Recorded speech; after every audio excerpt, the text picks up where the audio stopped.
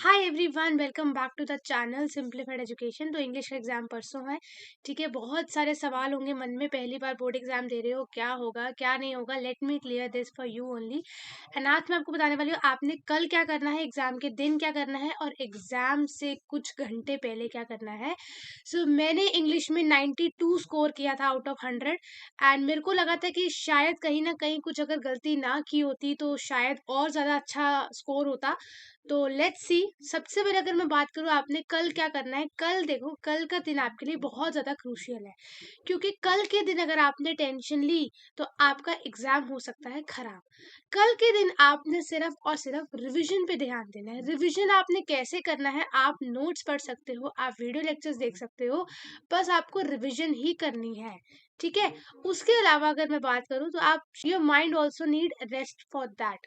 Fine. And exam से आप थोड़ी देर पहले, मतलब एग्जाम की सुबह, आप चाहते हो रिवाइज करना, आप कर सकते हो, बट ऐसा नहीं करना है कि एग्जाम शुरू होने वाला है 10 मिनट में और आपके हाथ में अभी भी कॉपी है या किताब है या जो भी है।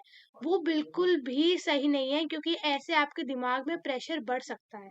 ठीक है। एक बार क्या हुआ था, एक एग्जाम में मेरे साथ क्या हुआ था, मुझे सब कुछ आता था and I was very happy question paper देखने के बाद। लेकिन उसके अगले 5 मिनट बाद मेरा जो दिमाग था वो पूरा ब्लैंक हो गया, मुझे कुछ समझ नहीं आ रहा मैं लिखूं क्या। My hand started shivering. ठीक है। And I at that place मुझे रियलाइज हुआ कि मैं क्या करूंगा, I don't have any other option. तो ये सिचुएशन हो जाती है कभी ना कभी अगर आप बहुत ज्यादा स्ट्रेस लेते हो किसी चीज का। तो सबसे पहले तो काम रहना है, कंपोज रहना है और अपने ऊपर ट्रस्ट रखना है। तो आओ देखते हैं कुछ ऐसे टिप्स एंड ट्रिक्स जो आप अपने एग्जाम में यूज कर सकते हो, जिससे चाहे आपकी प्रिपरेशन अभी सिर्फ 70-80% है, उसको हम 90-100 पे कन्वर्ट कर सकते हैं। मैंने खुद अपने इंग्लिश के एग्जाम्स में कुछ महीने पहले, या बोलूँ तो 1-2 हफ्ते पहले प्रिपरेशन स्टार्ट करी थी, क्योंकि मेरा जो मेन फोकस था that is on the PCB. मेरा फोकस इंग्लिश में इतना नहीं रहा कभी भी, बट हाँ, एंड में भी आप इजीली स्कोर कर सकते हो। सबसे पहली चीज, unseen passages. Unseen passages English में जनरली इजी देखे गए हैं। मेरे शिफ्ट में unseen passages are very very easy.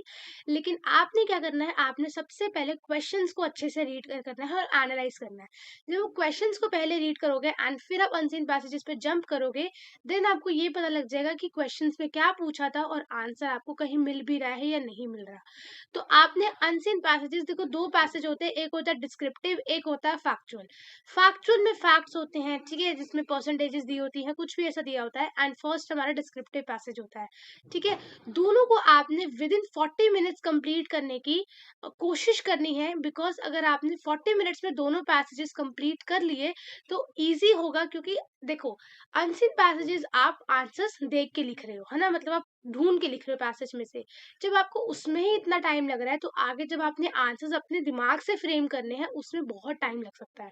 40 minutes में कोशिश करो कि आप सेक्शन ए कंप्लीट कर लो 40 to 45 मिनट्स में। इससे ज्यादा अगर लगाओगे तो बाहर के सेक्शंस में आपको कॉम्प्रोमाइज करना पड़ सकता है। ठीक है। तो जो आपका रीडिंग सेक्शन है उसमें बस इतना ही कोशिश करना सबसे पहली, कि आपने क्वेश्चंस को पहले रीड करना है एंड फिर आप अनसीन पैसेजेस पे जंप कर सकते हो। अनसीन पैसेजेस को कोशिश करो एक बार पहले नॉर्मली रीड करो। ठीक है। And yes, you can utilise those 15 minutes, जो आपको 15 मिनट्स रीडिंग टाइम मिलता है, आप उसको पैसेजेस के लिए ही यूज कर सकते हो। ठीक है।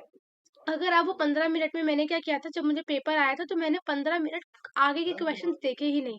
15 मिनट मैंने सिर्फ पैसेजेस देखे और 15 मिनट के अंदर ना मैंने सारे आंसर्स ढूंढ लिए। तो जैसे ही मुझे आंसर शीट मिली मैं आंसर्स लिखना स्टार्ट कर दी, जिससे मेरे 30 मिनट्स में मेरे दोनों पैसेजेस जो है वो कंप्लीट हो गए थे। तो you have to utilise your 15 minutes का टाइमिंग बहुत क्रूशियली। अगर 15 मिनट्स के टाइमिंग में इधर उधर देखने लग गए एंड क्वेश्चन पे फोकस नहीं किया तो हो सकता है टाइम मैनेजमेंट ना हो पाए। एंड इंग्लिश का पेपर लैंग्वेज है, लेंदी होता है, तो उसको आपने इजीली मैनेज करना है। Fine. Let's come to the writing section. Writing section की मैं बात करूं तो मैंने एक पीडीएफ आपको जैसे ही दे रखी है, उस वीडियो का लिंक मैं डिस्क्रिप्शन बॉक्स में आई विल ऐड। उस वीडियो को मोर देन 1K लोगों ने एक्चुअली देख लिया है। एंड उसमें मैंने 2 पीडीएफ दे रखे हैं। पहला राइटिंग सेक्शन का पीडीएफ है, उसमें क्या किया है मैंने सारे फॉर्मेट्स को एक जगह कंपाइल करके आपको दे दिया। अब राइटिंग सेक्शन में क्या था, मैंने राइटिंग सेक्शन में सारे फॉर्मेट्स मुझे पहले से आते थे, ठीक है? तो मुझे सिर्फ़ और सिर्फ़ अपने उस फॉर्मेट को क्वेश्चन के अकॉर्डिंगली फ्रेम करना था, दैट्स इट। मुझे अपना दिमाग नहीं लगाना था उसमें।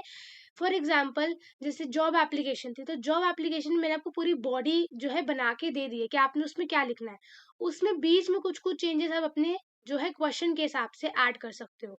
अगर आप उसी टाइम फॉर मैथ सोचोगे दैट विल लीड्स कि आपका टाइम और ज़्यादा खराब हो सकता है। Let's came to the most important section that is the literature section. Literature section कहने को बहुत वास्ट होता है क्योंकि 5 मार्कर, 3 मार्कर, पोएट, पोएम सब उसी में होता है, ठीक है?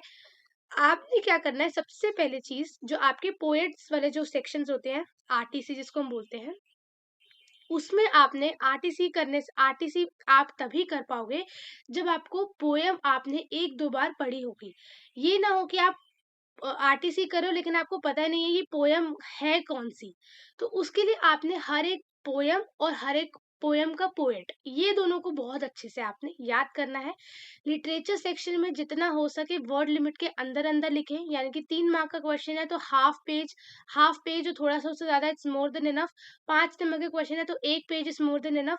उससे ज़्यादा अगर आप लिखना स्टार्ट कर देंगे तो हो सकता है टाइम कम पड़े। हमको टाइम पे पेपर खत्म करना है, हमको टाइम एक्सीड नहीं करना क्योंकि हमें रिवीजन के लिए भी टाइम चाहिए।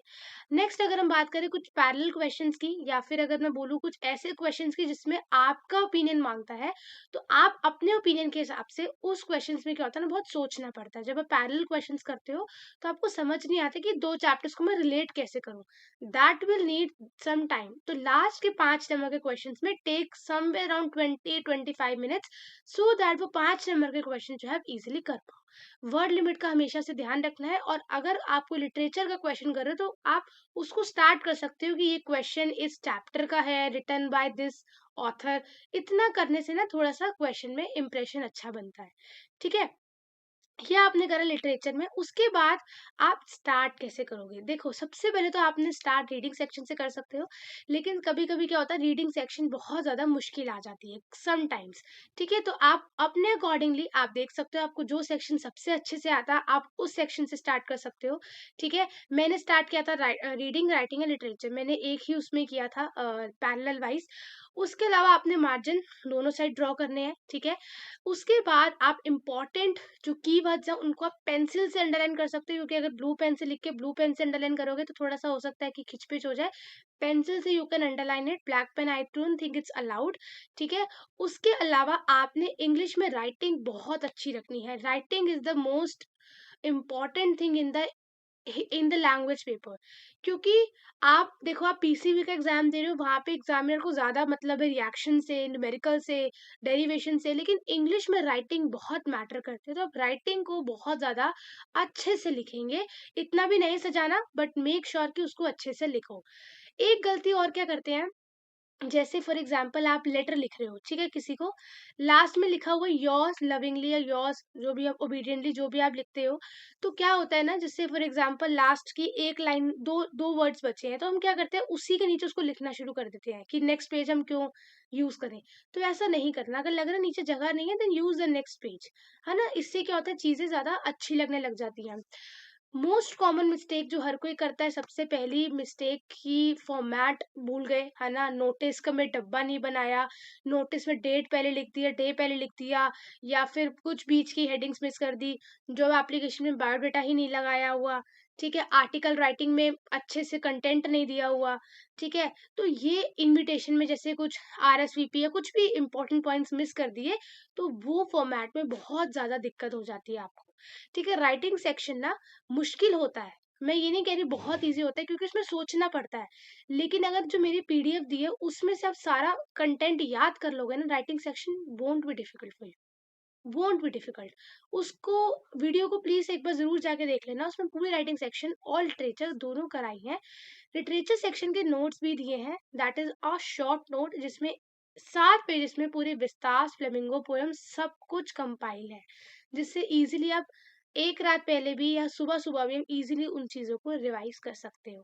ठीक है? एंड द लास्ट मिस्टेक मैं बोलना चाहती हूँ, इंग्लिश में क्या होता है, जब हमारे दिमाग में बहुत सारी चीज़ें चल रही होती हैं, हम मोस्ट कॉमन स्पेलिंग्स भूल जाते हैं। टुमारो एक बहुत मोस्ट कॉमनली रॉन्गली स्पेल्ड मतलब रॉन्गली वर्ड लिख लेते हैं। टुमारो में समझ नहीं आती कि डबल आर आता है, डबल डब्ल्यू आता है। तो ये मिस्टेक्स होती हैं।